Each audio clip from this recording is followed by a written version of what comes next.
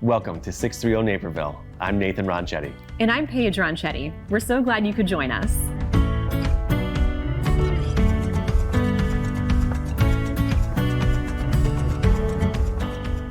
We've got a fantastic lineup for you today. Paige learns more about the Fox River Radio League, Liz Spencer interviews Christina Caton Kitchel for Naperville Notables, and Chris Grano serves up another restaurant with Neighbor Bites. But first, Katie Wood takes us around downtown to a Naperville business celebrating 30 years of sweet treats.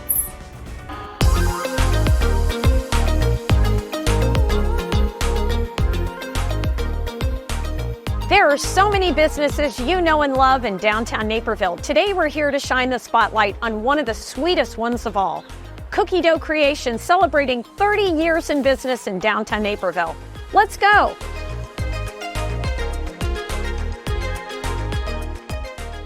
So Nikki, Cookie Dough Creations is 30 years old this year. Tell us about what makes it unique. Simply put, I would say our cookie dough itself. We have 8 different flavors. If you're not into the original chocolate chip dough, you can have M&M, or Oreo, or fudge brownie, and a bunch of other flavors. Wow, so people come here not only for ice cream, right? But cookie dough. Yes. And that's unique to you. Yes, so not only do we sell 16 flavors of ice cream, but it's our raw dough that we started 30 years ago, which is completely unique and made without eggs, so it's safe to eat. But people come in and they will just get ice cream. Sometimes they'll just get the dough, but the most popular choice is our combo. And that's where they get the ice cream. They pick out whatever flavor of ice cream they want, and then they pair it with a cookie dough that they think would go well with the ice cream, and then we top it. And that's called a combo. So you can get the best of both worlds. Wonderful, wonderful. And so that cookie dough, you also sell cookies, right? I'm a warm chocolate chip cookie gal myself. Same. So tell me about that. You sell cookies here too. Yes, and it's a completely different recipe because obviously our dough cannot be cooked. It is safe to eat. They are made fresh every day. And the chocolate chip ones, we keep in the warmer. Wow, so you could come downtown Naperville, get ice cream, get cookie dough, and a warm cookie if you wanted, right? And some candy if you really want to sugar it up. Wow, I love this place. Yes, because you're standing right in front of our big wall of candy. So we stock that all the time. So sometimes the kids want candy, sometimes the parents want a warm cookie, and most of the time they're coming for the combo. That's great. So something for everybody. Yeah. So tell me about your 30 years. Tell me about, you're a family-owned business, right? Tell me about that. Oh, my husband truly runs the show. We all just work for him at this point because he knows all the business aspect to it.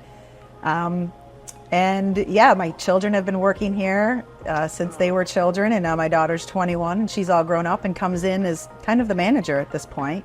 She trained me years ago, as she knows what she's doing. So absolutely family-owned business. My son still works here, and we'll probably work here throughout college. Oh, that's so great. Yeah. And so what are some of the other things, can you tell us, that you offer here? I think you do cookie decorating as well, is that correct? We started that earlier this spring, I think for Valentine's Day, but each time we have a new holiday coming up or a special occasion, we will make our sugar cookies that we usually make frosted with sprinkled. I will make those fresh plain, and we will shape them into the holiday season theme, and we'll put them in a little container. We will add some piping bags and some sprinkles all in a little container or kit, and you can have your own cookie decorating session, either back in our game room, or you can take it home to go and do it at home with your family. That is so fun. So that is something unique that families should know in Naperville, to come here and do cookie decorating. We have one coming up for 4th of July. Too. For 4th of July, that's excellent. Yeah. And so you mentioned game room. Tell us about a game room you have. I bet a lot of people in Naperville don't know that you have this, and it is so neat. Tell us about it. It is a little bit of a secret because you don't see it from the front. You have to go, it's an older building, so you do have to go through the door. And you go into the back, and it used to be a big kitchen. It was the kitchen of this place, and we decided it was too much space to just be a kitchen. We wanted kids to enjoy it. So we turned it into a game room, pinball machines and dartboard. And during the day, it's a lot of kids and families, and at night it switches over to a little bit more of a party for the bar that we share the wall with. Yeah. So that is so and it gets exciting. very lively at night, especially on the weekends. The music goes up, and you can't really tell if you're in the back game room or if you're up here. It's kind of one big party. So it's very, very festive. We'll find people dancing here in the middle of the floor if the music is right. Wow. Yeah. And there's always music at Cookie Dough Always Creek. music. It's kind Yeah, of that's a our fun thing. vibe. So tell me, Nikki, you're around this all the time. Yes. What is your favorite combo? That's actually pretty easy now that I think about it, because my go-to is Moose Tracks ice cream, because there are many peanut butter cups in there. I'm with you. Yeah. And then I would top that off with chocolate chip cookie dough, because I'm an OG kind of girl. But a lot of people would pick our peanut butter cookie dough because that goes good with the peanut butter cups. You're making me hungry. But I go with the original. Thank you, Nikki and husband Jeff, for telling us about Cookie Dough Creations. Congratulations on 30 years in business. Thank you. To your entire family, and thank you for all you do for downtown Naperville. Thank you. Thanks for coming out. Up next, Paige sits down with members of the Fox River Radio League.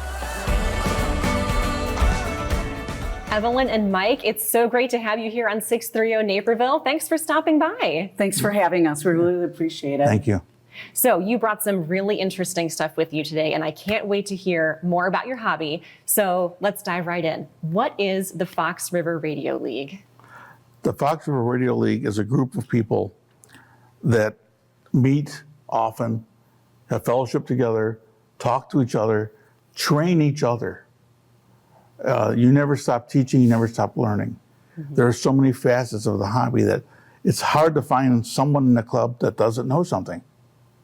Because we can always find something new, and then all of a sudden you're learning a new task, a new way of mode of communications. And it's been my hobby since 1970. Wow.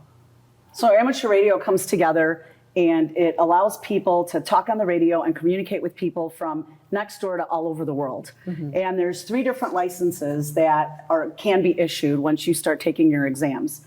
And the licenses allow you to get onto more bands. So it gives you like a broader spectrum of being able to talk to people from around the universe.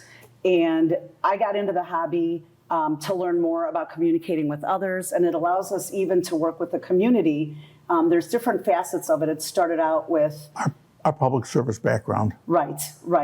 We are a special service club, and we've done things from marches to canoe race for many years, horse trials, marathons, MS walk communications. And we think that's a major part of the hobby. That's the reason we exist, is because public service is ingrained in amateur radio. So that sounds so interesting. And even though I was a radio major in college, I don't know as much about amateur radio. So could you guys tell us how we can get started, the sort of equipment you need, and things like that? Absolutely. I'll start off with our field day event, which we have every year. We just had it in June, and it's an opportunity for people who don't have any license or any exposure to come out and press all the buttons and talk on the radio without having a license. So it's an opportunity. So we look forward to maybe having more people at our event next year. The event is my favorite event of the entire year, and it's probably my favorite event in amateur radio. And the ability to communicate across the country, across Canada and South America, and we have fellowship together, we meet together and talk. And that's a big part of the hobby. Yeah. Is the people. The equipment you see here, this radio here is one of the most popular radios in the world. They've sold more of those than any other radio that's ever been produced. Wow. And I've had it for 6 years, and I love it. These small ones here, they're called handy talkies or HTs. These happen to be quite a far up the line. They are actually digital. I can jump on our repeater in Plano and come out in London, Wow. Japan, China, because it links across the internet. So it uses the internet. They thought internet's going to ruin amateur radio because it's so simple to communicate. It enhanced it. We found a way to use it. Yeah. So radio began, our club began 100 years ago. So it started off with military using Morse code and things like that. And then people kind of grasped onto that and decided we were going to use this and expand it from there. So people can communicate on the radio better and more than they can on cellular phone use right now. So cellular phone use has such a long history, well, short history actually, of a lot of red tape. And this goes right into like STEM and STEAM right now that we're using. So you can get on a radio at times when you cannot get on a cell phone. So that's why it was always used for emergency use, military, law enforcement, things like that. And then it was added on after that. So the people in Amateur Radio Club come from all walks of life, from all different backgrounds, technical backgrounds and non-technical backgrounds, just to be able to communicate with people from around the world. Yeah. You will see a homeowner or a cook or a mechanic sitting next to an engineer working the radio at field day, and they're there. They're just part of each other. They're a team. It brings everyone together. Yeah. So it sounds like even though we're in the age of the internet, this is still a really practical way to communicate. Yes, because if the cell phones go down, this doesn't. Right. And and there's outages all the time with cell phones and the internet service, and this won't go out. So that's why it was such a big deal with emergency communication way back when and continuing into now. Yeah.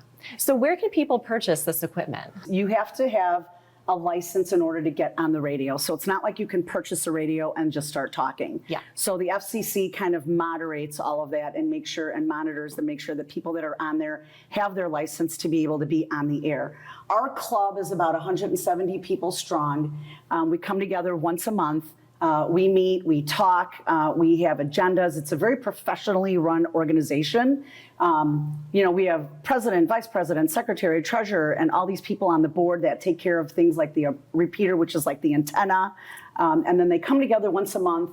We learn from each other. You can always ask somebody a question, and somebody in the room is going to be able to answer that question, which is great to get into the hobby. And then from there, it's just kind of like fellowship. You talk to each other. You can actually get on, like I can pick up right now and just say that I'm monitoring the station, and somebody else will jump on and start talking to me. Wow. And then we also use it for communicating when bad weather starts. And you can take a class to be a weather spotter. And you can get on during bad weather and saying that you're monitoring, and they'll ask you if you're a trained weather spotter, and you can then write back or call back and say, I see hail and it's penny in size, and we see this happening. And that information goes straight to like weather broadcasting systems, and they'll say a trained weather spotter saw this in their area. So it's more than just kind of like chit-chatting. But then it becomes more chit-chatty because we can talk to each other. Yeah. Oh, that's so interesting. I had no idea about the weather spotters. Yes. Well, thank you both so much for being here today and sharing a lot about your interesting hobby. I learned a lot. So thank you both so much for being here today. so welcome. Thanks for having us, Paige. We really appreciate it. You're so welcome. Thank you. Thank you.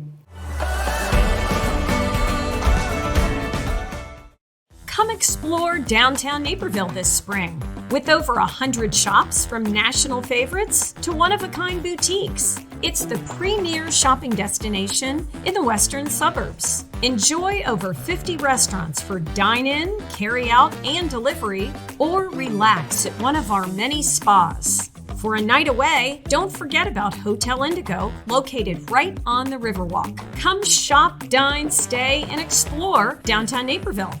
Christina Caton Kitchel is the CEO and designated managing broker of Caton Commercial Real Estate Group. She also served as chair of the board of directors for the Naperville Area Chamber of Commerce from 2020 through 2022. She joins Liz Spencer on set for another edition of Naperville Notables.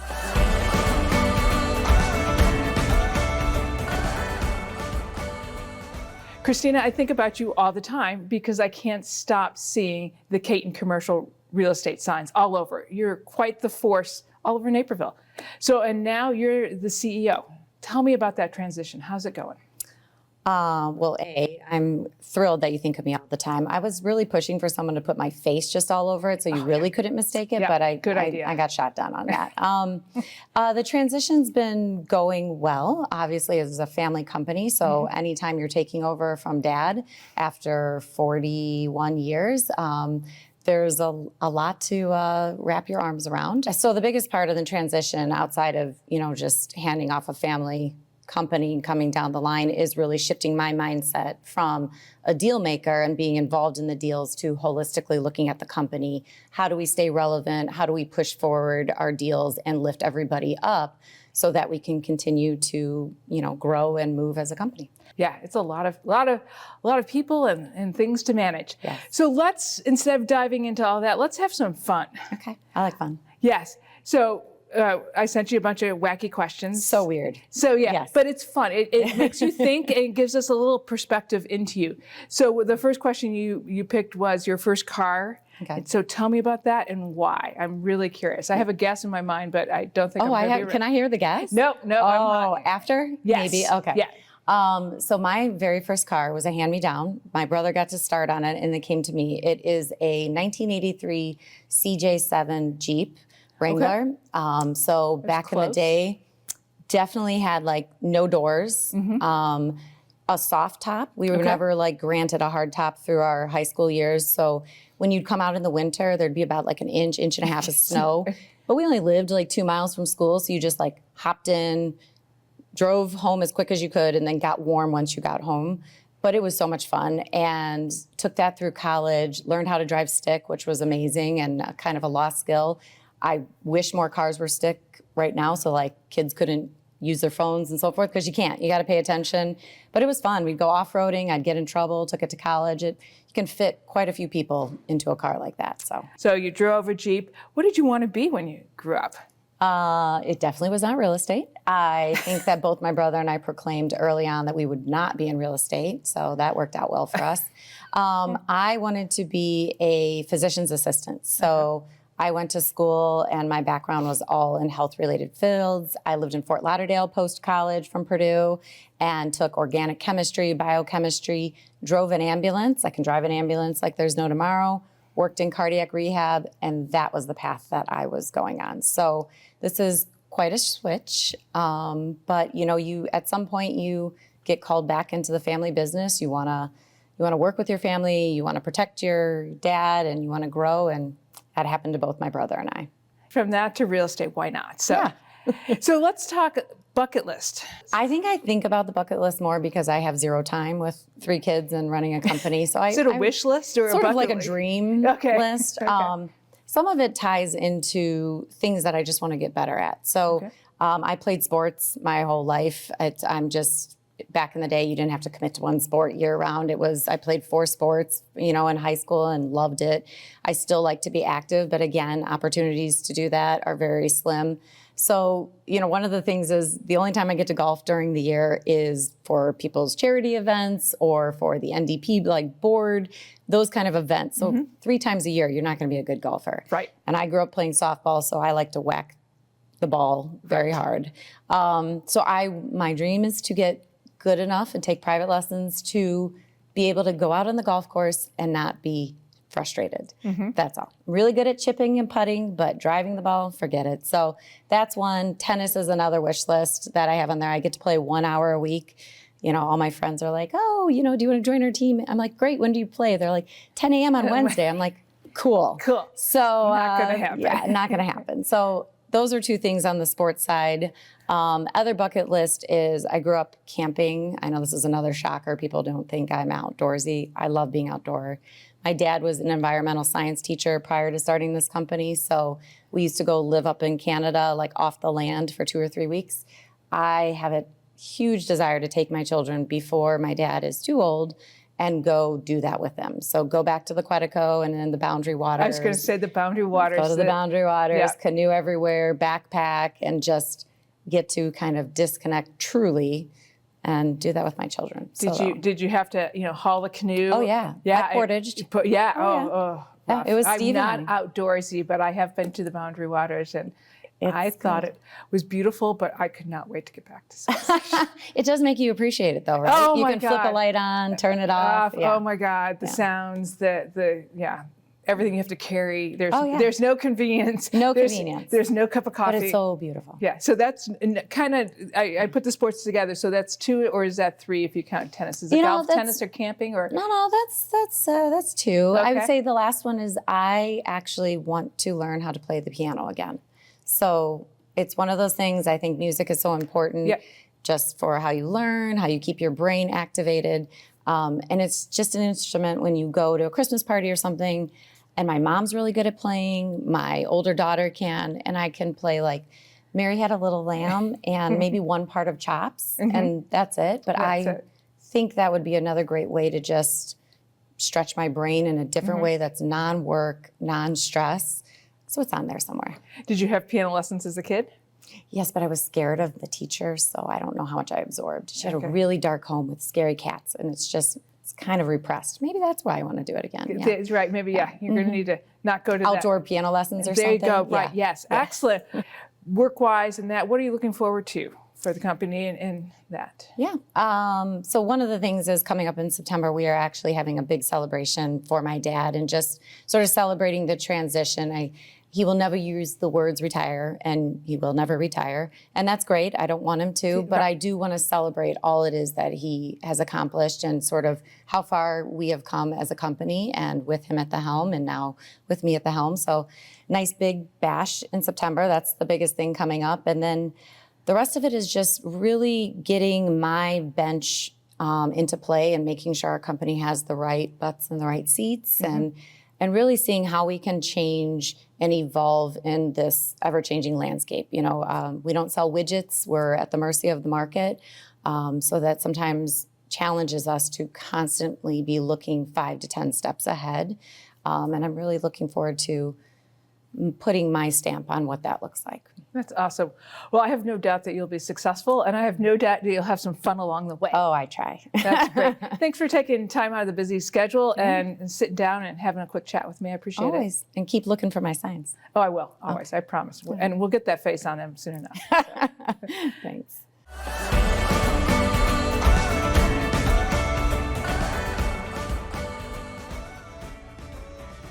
After the break, explore another restaurant with Naper Bites. Stay tuned for more 630 Naperville.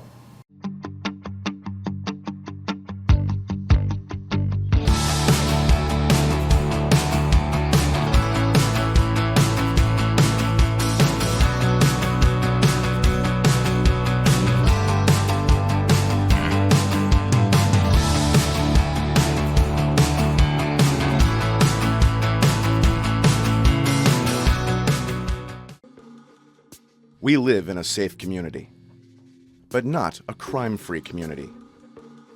If you see something, say something. Be a Naperville Crime Stopper. Naperville, some days I just want fresh, fast, affordable seafood, but I don't live on one of the coasts. So where do I go? I go to Brownbag Seafood Company.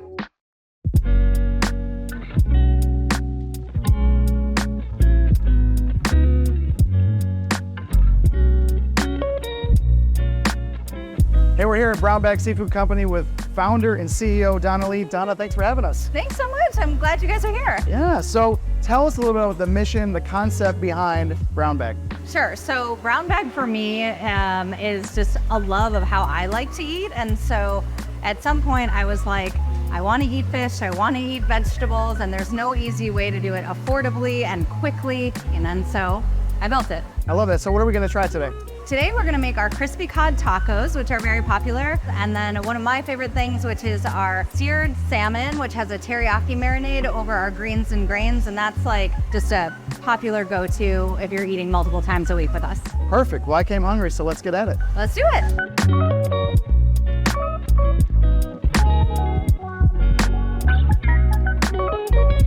All right, Donna, ton of food, looks amazing. Where do I start? Let's start with the salmon. Okay, this looks like a dish, like if I'm trying to be healthy, but I still want to fill my belly, this looks like the right dish, right? That's exactly right. You can't get full always on a salad, right? We're all trying to be good in one way or another. The ancient grains in this dish, the sauteed vegetables, they really create kind of more heft. Is it blasphemy to say the vegetables might be my favorite part? It's all good. I'm just a vegetable nerd. Me too. And if they're not perfectly cooked, then I'm not happy. This is perfect. Talk to me about the tacos. Yeah, this is our panko crusted crispy cod, and it is set over slaw that we make in-house and topped with pickled onions, a little bit of jalapeno, and a little bit of cilantro. Like a lot of people, I think, okay, well, I'm gonna get something healthy. or they hear like sustainable seafood, excuse me, you know, like, oh, I'm gonna get a small portion. No, this is like hearty. We try to push value. You know, it's not gonna be like a type of meal that you're gonna have a ton when you take it home, but you should walk away satisfied. So talk to me about that sustainability piece. Sustainable seafood is basically making sure that whatever species we are pulling out of the water can be replenished just as quickly. So one of the things that we're committed to every time we're, you know, working on what grilled catch should we bring into the house, or, you know, how is our salmon treated? That stuff is really important to us. It's awesome. Well, this has been amazing. There's not been a single bite that wasn't delicious, perfectly prepared. Thank you so much for having us. It's my pleasure. Thank you. Well, that's it for our time here at Brownbag Seafood Company. My thanks to Donna and her whole team for bringing the ocean right to our table. Make sure you stick around for our next bite on Neighbor Bites. Thanks for joining us here on NCTV 17. And now you know, from 630 Naperville. I'm Nathan Ronchetti. And I'm Paige Ronchetti. See you next time.